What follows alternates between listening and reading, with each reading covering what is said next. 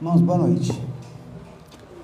Sempre bom podermos estar na casa do Senhor. Estou feliz aí com a presença do Leonardo. Como é que é o nome da sua irmã? Andréia, isso. Lembrei do Leonardo, esqueci da Andréia. Mas obrigado pela presença. Que Deus abençoe a vida de vocês. Que vocês possam se sentir bem no nosso meio. Irmãos, vamos abrir nossas Bíblias. Deixa eu só... Isso. No Evangelho de Mateus, capítulo 9. Mateus, capítulo 9. Obrigado. Evangelho de Mateus, capítulo 9.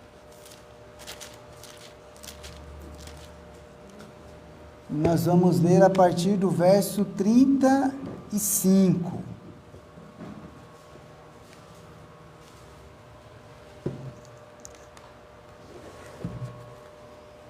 Evangelho de Mateus, capítulo 9, a partir do versículo 35.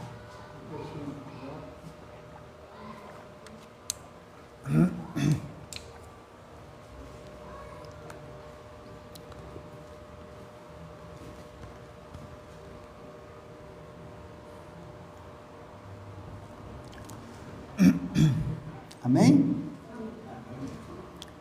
E percorria Jesus todas as cidades e aldeias, ensinando nas sinagogas deles e pregando o evangelho do reino e curando todas as enfermidades e moléstias entre o povo. E vendo as multidões, teve grande compaixão delas, porque andavam cansadas e desgarradas, como ovelhas que não têm pastor. Então, disse aos seus discípulos: a ceifa é realmente grande, mas poucos os obreiros. Rogai, pois, ao Senhor da seara, ao Senhor da ceifa, que mande obreiros para a sua colheita. Amém? Vamos orar mais uma vez. Senhor nosso Deus, obrigado, ó Pai, pela leitura da Tua Palavra, obrigado pelos irmãos que aqui estão reunidos, ó Pai, em Teu nome, que o Senhor nos abençoe através da meditação na Tua Palavra, que possamos aprender um pouco mais, ó Pai, para que em tudo isso o Teu nome seja glorificado. E se há pessoas, ó Pai, em nosso meio, que precisam tomar uma decisão e crer no Senhor Jesus e entregar suas vidas ao Senhor, ó Pai, que essa noite seja uma noite aceitável. É o que nós pedimos e te agradecemos em nome de Jesus. Amém. Irmãos, aqui no Evangelho de Mateus, a gente vê uma pequena parcela do ministério de Jesus, e eu creio que a gente pode aprender muito na forma como Jesus desenvolveu o seu ministério. Jesus, ele vem a este mundo como um ser humano, como criança, e ele cresce, e o seu ministério só vai iniciar realmente já quando ele já é adulto, né? Próximos aos 30 anos é quando Jesus vai ser batizado, e ali ele inicia os seus sinais e prodígios no meio do povo e também dos seus discípulos.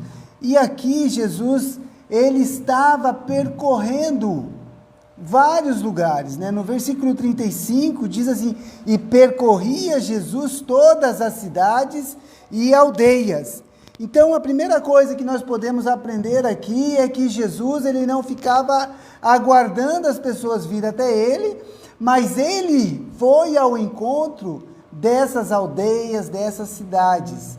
Então, esse é uma qualidade do ministério de Jesus, em que ele não ficava parado ali esperando. Ele poderia ter ficado só em Jerusalém e a partir dali quem quisesse ouvi-lo fosse para lá. Não, mas ele ia de cidade em cidade, percorrendo, de forma que ele passou por várias cidades e aldeias. Jesus fez muito isso no seu ministério, né? Ele realmente caminhou grandes distâncias para poder anunciar o reino de Deus.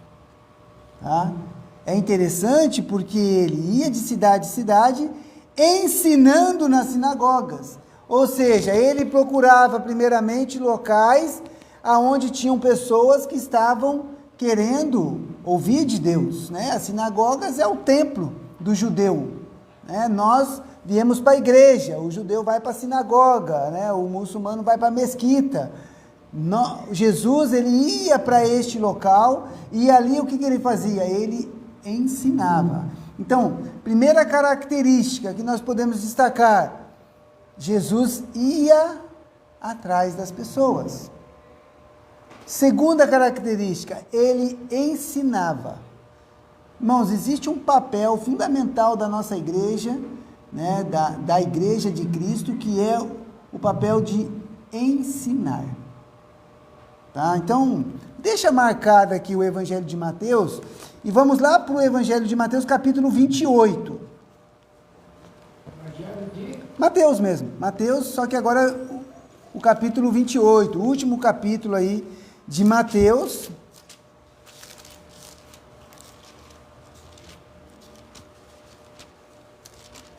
Mateus, capítulo 28, e nós vamos ler o verso 19 e o verso 20.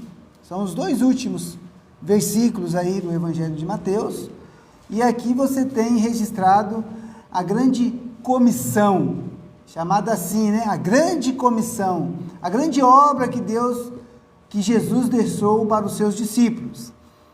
Então, Jesus está falando com os seus discípulos, ele diz assim, ó, portanto, ide. Olha aí, ó, se encaixa com aquilo que Jesus fazia. Ele ia para anunciar o reino. Fazei discípulos de todas as nações, batizando-os em nome do Pai, e do Filho, e do Espírito Santo. Então, você vai e faz discípulos, prega o Evangelho. E aqueles que vão sendo salvos, você os batiza, em nome do Pai, do Filho e do Espírito Santo. E no versículo 20, ensinando-os a guardar todas as coisas que eu vos tenho mandado. E eis que estou convosco todos os dias, até a consumação do mundo. Amém. Então, vai, faz discípulo, batiza e ensina. Muitas igrejas têm perdido essa característica de ensinar, dar mais ênfase ao louvor, tá? Às vezes dá mais ênfase nos eventos, e não ensina a palavra de Deus, irmãos, não ensina aquilo que Jesus mandou. É importante evangelizar, irmãos? Não é só importante, é uma ordem. O Senhor mandou para nós irmos e pregarmos o Evangelho. Mas também é uma ordem dele ensinar todas as coisas. Então é importante que nós possamos ensinar, aprender através das Escrituras. Mas vamos voltar lá para Mateus, capítulo 9, verso 35. Percorria Jesus todas as cidades e aldeias, ensinando-os nas sinagogas deles e pregando o Evangelho do reino, e curando as enfermidades e moléstias entre o povo. Então, peraí, Jesus, ele percorria as cidades, caminhava de uma cidade para outra, ele não ficava parado, estagnado, mas ele ia atrás das pessoas, ele estava nos lugares onde eles se reuniam para poder glorificar a Deus, porque a sinagoga era o templo judeu, mas ele também pregava o Evangelho, irmãos. Irmãos, o que é o Evangelho, né? A gente fala tanto do Evangelho. O Evangelho, irmãos, para nós como cristãos é nascimento, vida, ministério, morte e ressurreição de Jesus. Esse é o Evangelho, irmãos. Nós temos que contar para as pessoas as boas novas. Quais são as boas novas que nós temos? Que Jesus se fez carne entre nós, habitou entre nós, e aqueles discípulos viram a glória dele, e ele ensinou a respeito do reino, falou das coisas dos céus, e ele morreu pelos nossos pecados, e ele venceu a morte, e vai voltar. Amém? Irmãos, esse é o Evangelho. O mais importante de tudo que nós temos para anunciar às pessoas, irmãos, não são curas, não são prosperidades, Nada dessas coisas. O mais importante é as pessoas saberem que Jesus, quando ele veio a este mundo, ele veio para salvar. Esse é o Evangelho, irmãos. Deixa marcadinho aqui, vamos para João capítulo 3. João capítulo 3, versículo 16 e 17. Evangelho de João, capítulo 3, versículo 16 e 17. Porque Deus amou o mundo de tal maneira que deu o seu Filho unigênito, para que todo aquele que nele crê não pereça, mas tenha a vida eterna. Porque Deus enviou o seu Filho ao mundo, não para que condenasse o mundo, mas para que o mundo fosse salvo por ele. Então, esse é o Evangelho, irmãos. É anunciar a pessoa de Jesus. Existem diversas formas de anunciarmos o Evangelho, tá, irmãos? Tá? Você pode sair na rua com a sua Bíblia, abordar as pessoas, perguntar para elas se você pode anunciar, falar das coisas de Deus, como ela pode ter certeza da vida eterna. Você pode anunciar o Evangelho através da mensagem pregada do púlpito. É o que eu estou fazendo aqui. Eu estou dizendo para vocês, Jesus veio a este mundo para salvar o mundo dos seus pecados. E todo aquele que crê nisso, que crê nele, tem a vida eterna. Está salvo. Eu posso também, através de uma cantata, anunciar o Evangelho. Eu posso também anunciar o Evangelho através de uma peça teatral.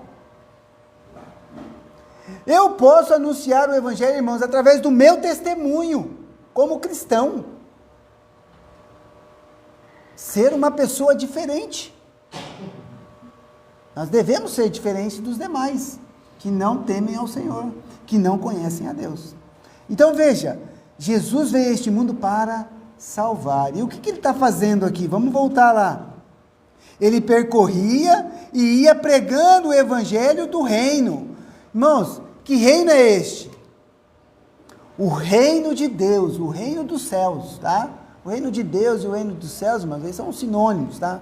É o mesmo lugar, não é lugar diferente, tá? O reino de Deus é o reino dos céus. E é interessante porque Jesus fala muito a respeito do reino dos céus, as semelhanças com o reino dos céus. Nós já estamos no reino dos céus, sabe, irmãos? O reino dos céus se iniciou com Cristo aqui na terra.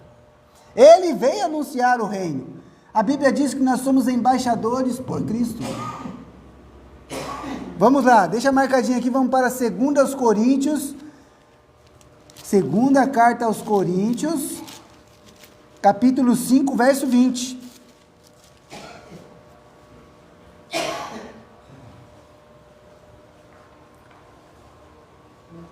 Segunda aos Coríntios 5, 20. Irmãos, quando eu era adolescente, eu participei de uma sala de adolescentes chamada Embaixadores do Rei. E a nossa divisa era: somos embaixadores por Cristo. Segundo aos Coríntios 5:20. Nunca mais esqueci, irmãos. E agora está aqui, ó. Você que crê no Senhor Jesus, que faz parte da sua igreja, que é um filho de Deus, você é um embaixador, ó. De sorte que somos embaixadores da parte de Cristo, como se Deus por nós rogasse. Rogamo-vos, pois, da parte de Cristo, que vos reconcilieis com Deus. Amém? Irmãos, o que é um embaixador? É um representante. E nós estamos aqui rogando às pessoas que se reconciliem com Deus, por meio da fé em Cristo Jesus. Amém? Então Jesus, irmãos, ele estava anunciando justamente esse reino, do qual nós somos representantes, nós participamos do reino. Ele ainda não está estabelecido, né, com Cristo reinando sobre todas as nações, mas vai acontecer. E eu tenho certeza disso. E ainda que não aconteça na minha geração, e aconteça numa geração futura, eu vou participar desse reino. Estarei com o Senhor, reinando com Ele sobre esta terra. Como é que você sabe disso, pastor? Porque nós ensinamos a palavra de Deus, aquilo que Jesus mandou. Ensinem as pessoas a guardar tudo aquilo que eu vos tenho mandado. Vamos voltar lá. Jesus andava de aldeia em aldeia, ele estava pregando o evangelho, também curando as enfermidades e moléstias entre o povo. Irmãos, Jesus fazia sinais miraculosos. Ele cumpria, o seu ministério, mostrando para os judeus que ele era o Filho de Deus, fazendo o quê? Fazendo os milagres. Os milagres de Deus, irmãos, ele tem propósitos. O propósito era mostrar para aquela geração que estava ali na época de Jesus, de que ele era o Messias. Porque as Escrituras diziam a respeito dele, de que ele faria esses sinais. Então ele veio para cumprir as Escrituras. Então ele ia fazendo milagres, cura de enfermidade, de moléstia, livrando as pessoas de espíritos malignos. Jesus, ele andou fazendo o bem na sua época. Mas tem algo que me chama a atenção quando eu leio esse texto. Porque Jesus, irmãos, ele não só andava pelo meio do povo, de cidade em cidade, ele não só pregava e ensinava a respeito do reino de Deus, ele não somente curava as pessoas, mas ele sentia compaixão. Compaixão. Ele se sentia contaminado pelas pessoas. Olha o que diz aí no versículo 36. E vendo as multidões, teve grande compaixão delas. Estou lá em Mateus, tá? Sem esperança, sofrendo, muito semelhante. De vez em quando, você fala, Senhor, volta logo. Não é verdade? Parece que às vezes os problemas são tão grandes. É ou não é verdade? Às vezes a gente se sente assim, parece que, oprimido por esse mundo. As coisas parecem que não vai, parece que não caminha. Você começa a resolver uma coisa, daqui a pouco parece outro problema. Aí quando o negócio começa a refrescar, surge um maior ainda. Não é verdade? É assim, irmãos.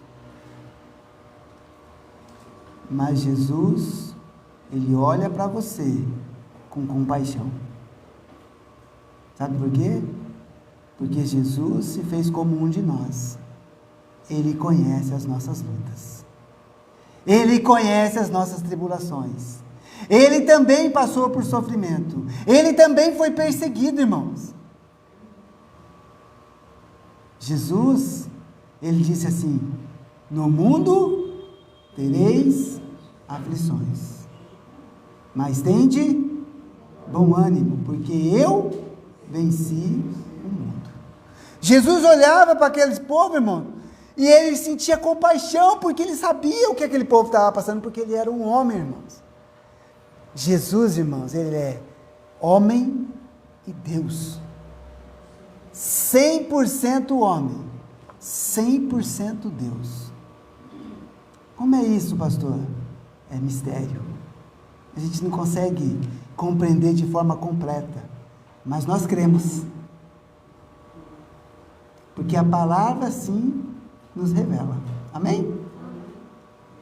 Tem coisas, irmãos, que a gente não tem que ficar tentando, eu quero entender, eu não consigo.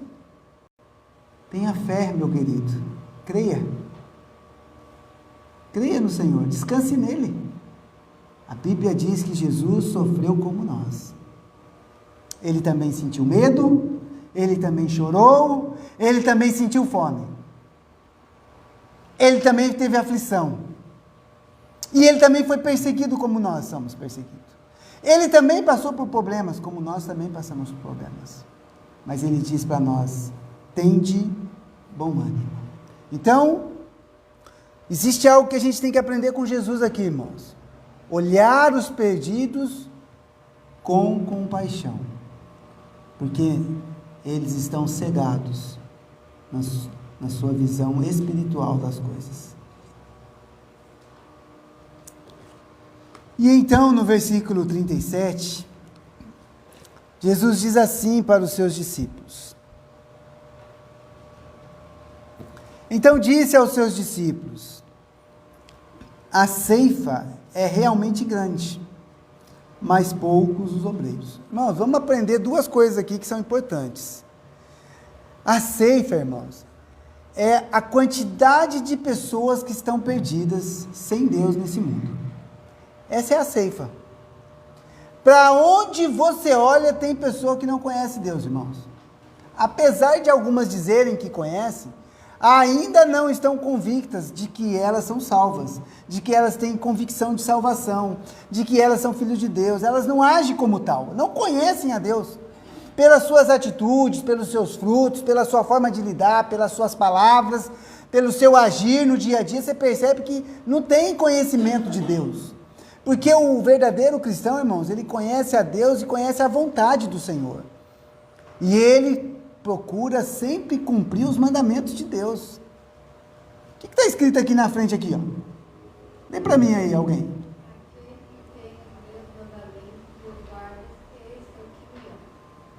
Aqueles que têm os meus mandamentos e os guarda. Este é o que me ama. Tá? Não adianta dizer que ama a Deus, que conhece a Deus, e vive como alguém ímpio, cometendo iniquidade, pecando, pecado sobre pecado, maldade sobre maldade. Não adianta. Aquele que ama a Deus, irmãos, conhece os mandamentos e os guarda. E Jesus diz assim, ó, a ceifa é muito grande. Quem aqui tem pessoas na sua família que não são convertidos? Todo mundo na sua família é convertido, irmão Baldeiro? Seus primos, todo mundo é cristão? Não. Todos são cristãos? Ou tem gente que ainda não é? Tá vendo?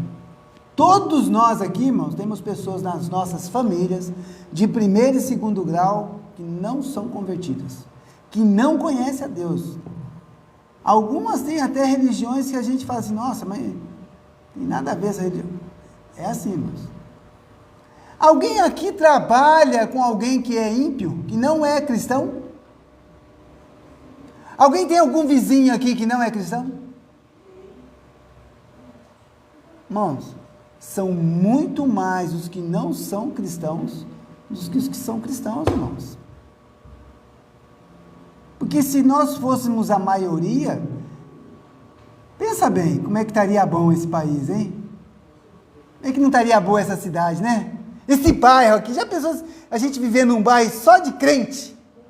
Mas crentes verdadeiros, irmãos. Estou falando de pessoas, não é que é crente da boca para fora, não. Pessoas que realmente temem a Deus, que amam o seu próximo, que respeitam o seu próximo, que cumpre as leis, não só de Deus, mas também do seu país, que é honesto nos seus negócios, que é sincero nas suas palavras, que é sempre verdadeiro. Pensa bem, irmãos. Irmãos, nós temos muito mais pessoas, a seara continua muito grande. Essa ceifa aqui é gigante, irmãos. Não diminui. Então essa é a primeira coisa. Então tem trabalho? Tem trabalho, irmãos? Para nós, como cristãos? Não falta trabalho, né? Tem um corinho que a gente canta, que é um texto bíblico, né? Quem tem posto a mão no arado, não olha para trás. É isso aí, irmãos. Você vai batalhar pelo Evangelho, você vai trabalhar e ainda vai ter gente perdida, irmãos. A ceifa é muito grande. Mas ele diz também que são poucos os obreiros. Poucos trabalhadores, irmãos. São poucos, realmente? Precisa aumentar. Muito bem, irmão Valdez. É isso mesmo, irmãos. Irmãos, não tem idade para servir a Deus, tá? Não tem idade. Não tem idade, irmãos. Você pode evangelizar uma pessoa. Você pode orar por uma pessoa.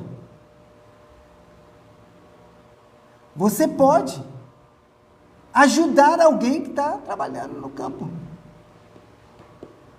Você pensa que pastor, missionário, não passa por momento difícil? A gente sabe que passa, tá, irmãos? Aliás, eu peço que os irmãos orem pelo pastor Toninho. Essa semana a irmã Elaine teve contato com ele, depois eu conversei com ele também. E é assim, irmãos, ele está lá em Alvilândia e de vez em quando tem problemas. E o que ele faz? Ele pede para a gente orar por ele. Então a gente vai depois orar por ele, tá? Não deixa eu esquecer. Porque nos pedidos era para a gente ter lembrado e eu esqueci. Tá? Irmãos, temos que orar uns pelos outros. Orar por aqueles que estão servindo a Deus, irmãos. Porque o inimigo tenta, ele ataca o tempo todo. Olha o que Jesus está dizendo aqui, que são poucos. São poucos, irmãos. Hoje mesmo o irmão Baldeiro estava dizendo assim: pastor, precisamos de mais um diácono. Não foi o que o senhor falou? Falou, precisamos de mais diácono. Por quê? Porque ele já está idoso, irmão. Entendeu? Ele estava pensando que a ceia ia ser hoje, ele estava de vez em quando dá uma crise de tosse, ele falou, pastor, eu não vou. De vez em quando me dá a crise. É assim, irmãos. São poucos os que estão dispostos realmente de servir a Deus, irmãos, nessa seara. Mas aí Jesus ensina algo para nós, no último versículo. Olha o que ele diz aí, ó. Rogai, pois, ao Senhor da ceifa, que mande obreiros para a sua colheita. Irmãos, o que nós temos que fazer para ter mais obreiro nessa igreja aqui? Precisamos orar mais, irmãos. Precisamos orar mais. Precisamos buscar mais a presença do Senhor e falar, Senhor, tem misericórdia de nós e manda obreiros para Bom Pastor. Manda para as outras também, mas manda para nós aqui também. É verdade, irmãos. Nós estamos precisando de gente para trabalhar. Sabe por quê? Porque a ceifa é muito grande, irmãos. A gente não consegue alcançar todos. A gente se programa, né, irmão Estevam? Para a gente, não vamos falhar, falhamos de novo. E falha.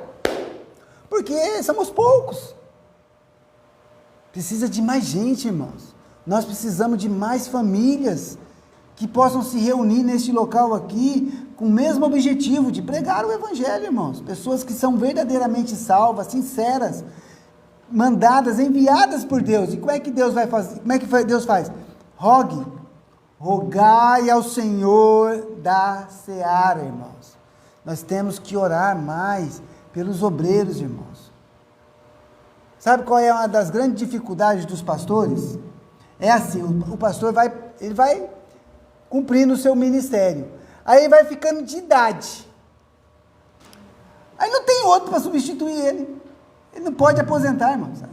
Porque não tem outro para substituir. Porque ninguém tem o chamado. Ninguém chega lá e, pastor, eu estou sentindo o chamado do Senhor, eu quero me preparar para me ser um pastor. Não acontece. Cada dia é menos. Tem igreja, irmãos, que tem gente querendo ser pastor das igrejas. Né? Porque é como se fosse uma profissão. Mas para nós não, tá, irmãos? Para nós não.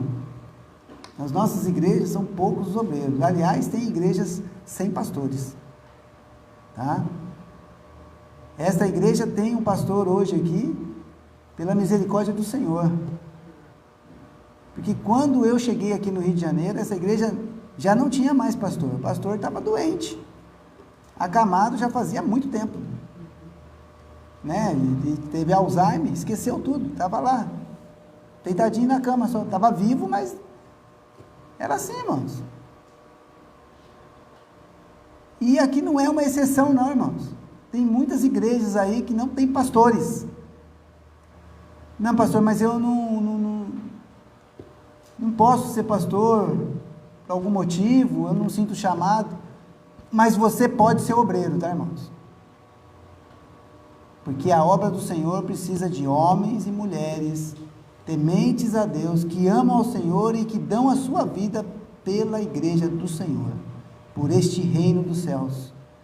E o Senhor Jesus está dizendo: rogai ao Senhor da ceifa para que mande obreiros para a sua colheita. Nós estamos aqui, irmãos, para servir a Deus. Nós estamos aqui. E talvez Deus tenha falado no seu coração e você tenha o desejo de servir a Deus. Pois eu quero dizer que nesta igreja aqui tem trabalho para fazer. Se você tem o desejo de servir a Deus através de um ministério, venha falar comigo. Se apresente para a igreja, porque nós temos trabalho, irmãos. Mas é interessante porque Jesus está falando aos seus discípulos. E se nós continuarmos aqui, ó, no capítulo 10, verso 1, diz assim, ó: e chamando os seus 12 discípulos, deu-lhes poder sobre os espíritos imundos, para os expulsarem, e para curarem toda a enfermidade e todo o mal. Ora, o nome dos 12 apóstolos são estes: o primeiro, Simão, chamado Pedro, e André, seu irmão, Tiago, filho de Zebedeu, e João, seu irmão, Filipe e Bartolomeu, Tomé e Mateus, o publicano, Tiago, filho de Alfeu, e Lebeu, apelidado Tadeu, Simão, o cananita, e Judas Iscariote, aquele que o traiu.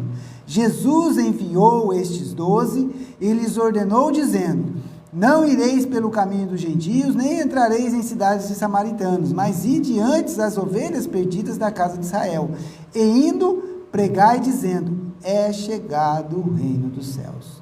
Curai os enfermos, limpai os leprosos, ressuscitai os mortos, expulsai os demônios. De graça recebestes, de graça dai.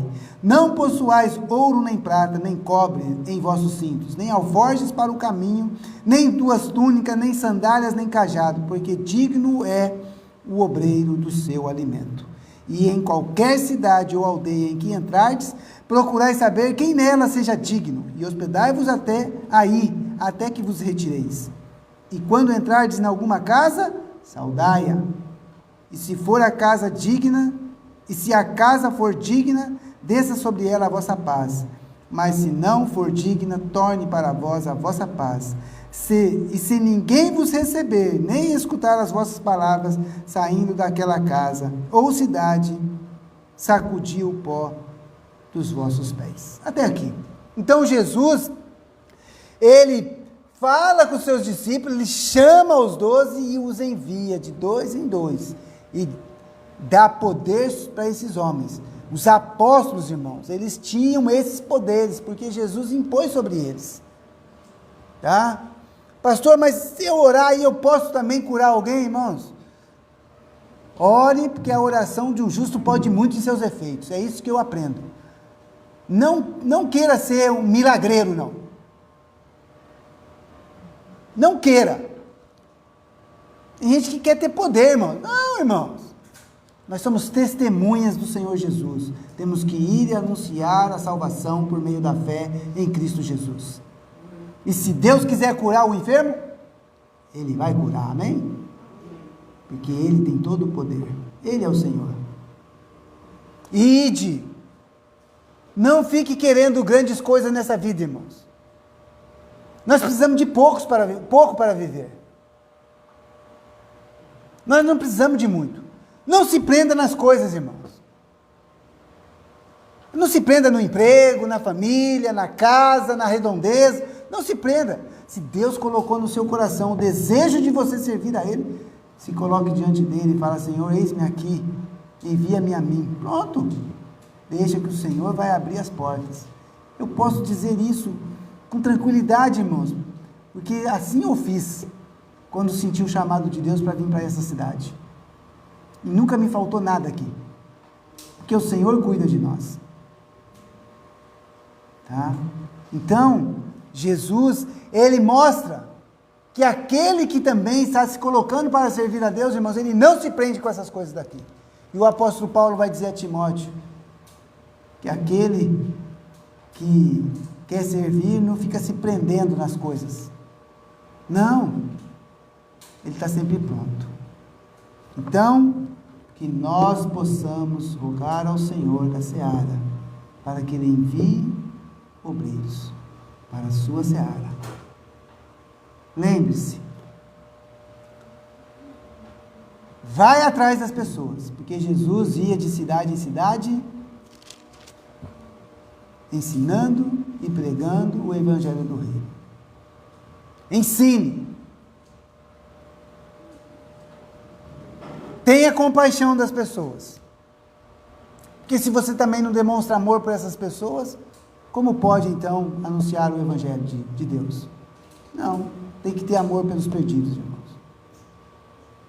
E rogue ao Senhor da seara para que envie obreiros para a sua seara. Amém? Vamos ficar em pé, vamos orar. E se Deus falou ao seu coração e você quer que eu ore por você, por favor, vem até aqui, eu quero orar por você. Se Deus tem colocado no seu coração o desejo de servir mais, de trabalhar mais, trabalhe, irmãos. Vale a pena servir ao nosso Deus. Pai querido, Pai amado, nós te agradecemos, ó Pai, porque o Senhor Jesus nos deixou o exemplo. Ele ia até as pessoas, ele ensinava, ele falava com as pessoas de cidade em cidade. Ele sentia compaixão porque percebia como elas estavam cansadas e desgarradas, ó Pai, assim como nós vemos tantos em nossa volta, ó Pai, que parece que estão perdidos. Pai querido, mande obreiros para que possam trabalhar nessa seara. Mande obreiros, ó Pai, para servir nesta igreja. Capacite-nos, ó Pai, e que nós possamos realmente nos colocar diante do Senhor, não nos prendermos nas coisas dessa vida, ó Pai, mas vivermos como realmente peregrinos nesta terra, ó Pai, sabendo que a nossa pátria não é aqui, ó Pai, mas é com o Senhor. Pai querido, abençoa cada irmão aqui presente, e se tem pessoas em nosso meio que ainda não têm convicção da sua salvação, que ela possa anunciar pelas suas próprias bocas, ó Pai, eu creio no Senhor Jesus, para que assim possa ser salvo, ó Pai. Pai querido, nós te agradecemos por essas bênçãos, te pedimos, ó Pai, que o Senhor abençoe nossa igreja, abençoe nossa semana, nos capacite e nos ajude, ó Pai, para que possamos dar bom testemunho, ó Pai. Nós te pedimos essas coisas em nome do Senhor Jesus. Amém. Estamos encerrados. Deus abençoe.